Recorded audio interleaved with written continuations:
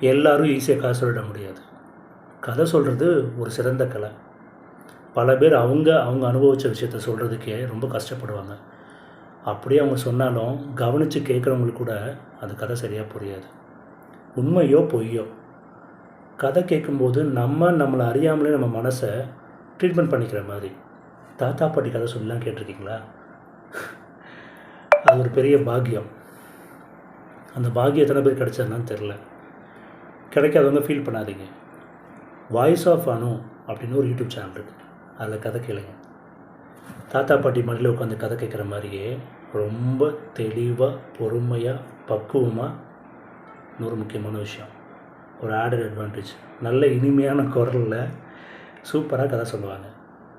அந்த கதை 1 நிமிஷத்துலேருந்து 5 நிமிஷம் வரைக்கும் இருக்கும். அந்த கதை கேட்கும்போதெல்லாம் நான் என்னை அறியாமலே அந்த கதைக்குள்ளே ட்ராவல் பண்ணிட்டு போயிடுவேன். கதை கேட்டுட்ருக்கும்போதும் சரி, கதை கேட்டு முடித்ததுக்கு அப்புறமும் சரி, ஒரு நல்ல நிம்மதியான ஒரு ஃபீல் இருக்கும். நிம்மதியை தவிர வேறு என்னங்க வேணும்? வாய்ஸ் ஆஃப் அனுவில் கதை கேளுங்க, நிம்மதியாக இருங்க.